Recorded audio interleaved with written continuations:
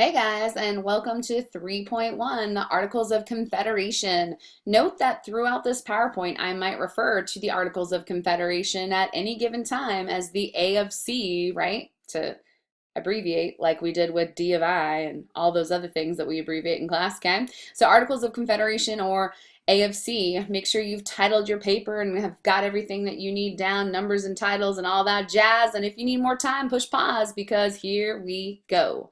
Okay. All right, guys. So Q1, building government. Write it down and highlight it yellow. Okay, so here's the deal.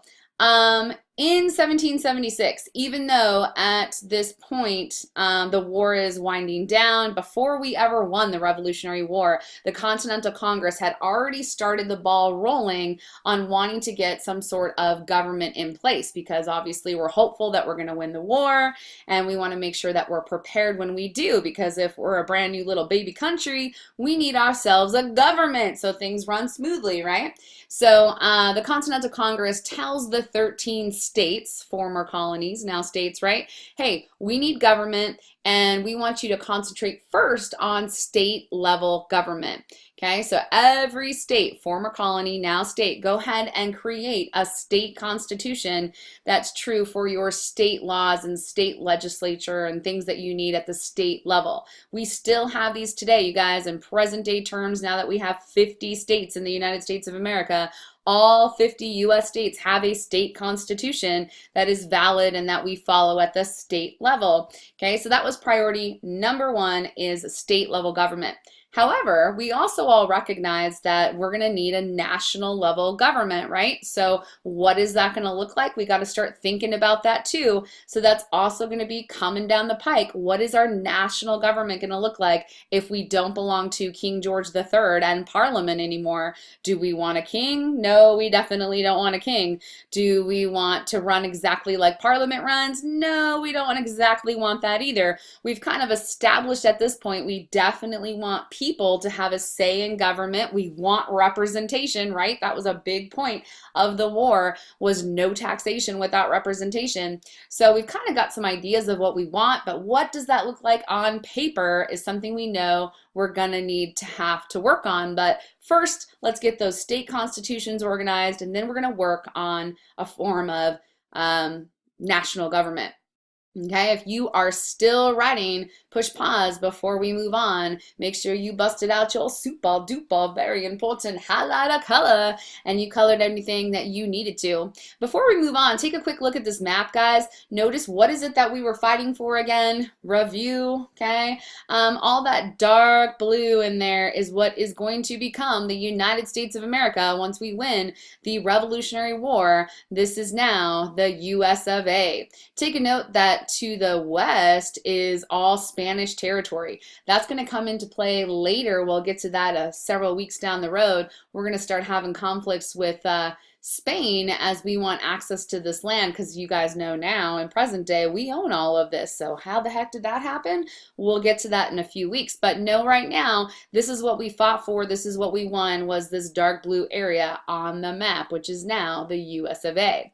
Okay, all right. In the supplement videos, along with this flipped classroom with parts 1 and 2, are these supplemental clips. I would highly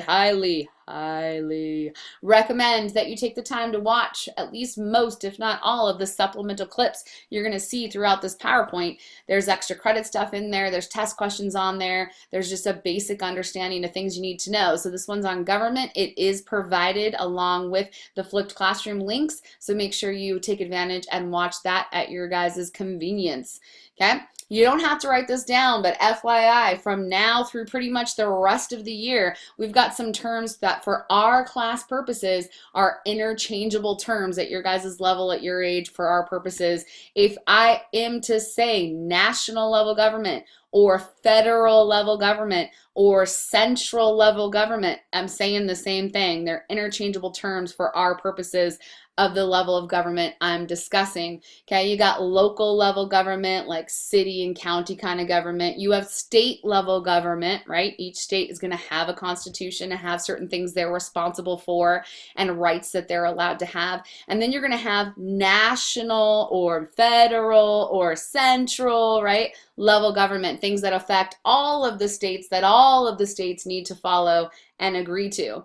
Okay, so be aware, national, federal, central, interchangeable terms that for our purposes mean the same thing, the national level of government affecting all of the states at that given time in the US of A. Okay, so keep that in mind. Here we go. Q2, Articles of Confederation. Again, I might refer to them as A of C, so don't forget that. Go ahead and write that down and highlight it yellow. You can probably see, if you haven't even read anything yet, what ultimately is the verdict about the A of C, guys. It does not work out so hot. The Articles of Confederation really become a big, fat, epic failure at the end of the day. They have a couple successes, but for the most part, it is no bueno, my friends.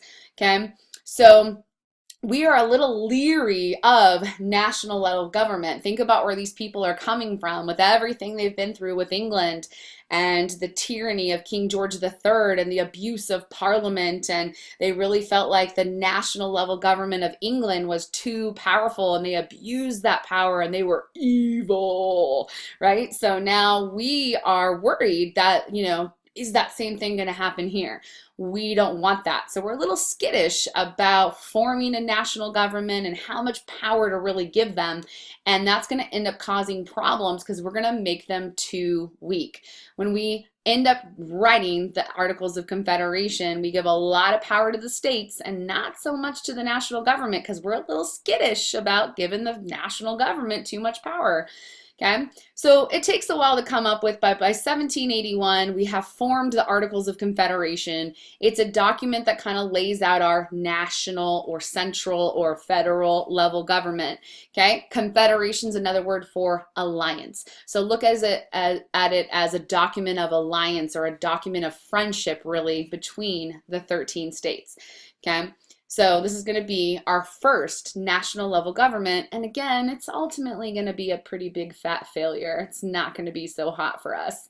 Okay, make sure you highlighted everything you needed to with your super duper, very important highlighter color. And if you need more time, push pause because here we go. All right, Q3, purposely designed to be weak. Okay, make sure you write that down, highlight it yellow. Just like I told you guys, they are afraid of giving too much power to the national level government in the AFC. We're skittish. We've been beat up, used, and abused by the last national level government. And so we're kind of leery of giving them too much power. So there's this laundry list of stuff the national government is not allowed to do. Okay, really, the AFC could be looked at as more of an agreement of friendship between the 13 states that, yes, we are united, we are one country, although we're 13 individual states. Okay, but it really doesn't give a lot of juice to the federal government. Okay, how so? We're going to go through some examples right now. They're there on your slide right there, but we've got some political cartoons to help show you some of the ways that the AFC is going to end up failing and being too weak for the US of A. All right, so if you need more time, push pause because here we go. Let's take a look at some examples. There are lots of AFC video clips, you guys. Again, extra credit, making sure you understand the material, test stuff, all on these video clips. Make sure you watch most, if not all of these at your leisure. Don't forget to do it. They are in there with the supplement videos alongside the flipped classroom. I know I'm not there watching you, but do it. Do it. Watch the videos. All right, here we go. Okay, so some visuals for you guys. Again, we're going to make the state level government hold, 85, 90% of the power, man. The states had a lot of rights. They could do a lot of things. And they want an inky dinky teeny little weeny tiny federal government. They do not want the federal government to have very much power. Remember, they're skittish from everything they've been through with England, and really, can you blame them, right?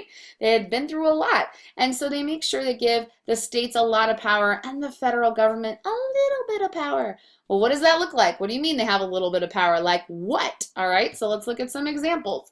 Okay, we're going to see this epic fail in 3, 2, 1. Here we go. Under the Articles of Confederation, there was no way for quarrels or arguments or fights between states to be diffused, to be solved. Okay, there was no federal court system. There is no main leadership, no executive power under the Articles of Confederation. So if state A and state B were in a quarrel, okay, there was no outside third party to kind of step in and act as a mediator and try to solve the problem. It did not exist because now, today, with what we've got with the US Constitution, we have federal court systems and a Supreme Court and a president and different things that can help solve these quarrels. Back then, with the AFC, didn't exist. Okay, another problem under the Confederation was that there was no control between the states at the national level. Okay, so one state might say, my 5 apples are worth your 5 bananas, and another state might say, no, no, no, your 5 apples are 8 of our bananas. Okay, so there could be disagreements about taxes, import and exporting taxes, about how much something was worth, those kind of things. Again, no big brother, no national government was set up under the Articles of Confederation to come in and step in and resolve those conflicts. Okay, another example, as a national government, we could declare war, but we could not raise an army. So not a very effective war if we have no soldiers, right? We had to go to the states and ask them for military. And every state, of course, think about it, what's their attitude going to be? Nah, we don't want to send people, get people from the other 12 states. Okay, well, if all 13 states have that attitude, somebody else can do it. Somebody else can do it. I don't need to do it. You guys can get help from somebody else. And nobody's willing to help. We're not going to have an army. So yeah, that's going to be problematic if we get attacked, right? We kind of need some defense in place. Not to mention, even if we could manage to get troops, the federal government wasn't allowed to tax. Only the states could tax. So how the heck are you going to pay the troops, right? These are problems with the AFC. There's big holes in the AFC that they didn't know how to solve. Another problem was that states could make agreements with other countries all by themselves. So Georgia might say, hey, France, when we trade, this is what I'm going to give you, and this is the rate I'm going to give you, and I'm going to give you this deal on import taxes and whatever, right?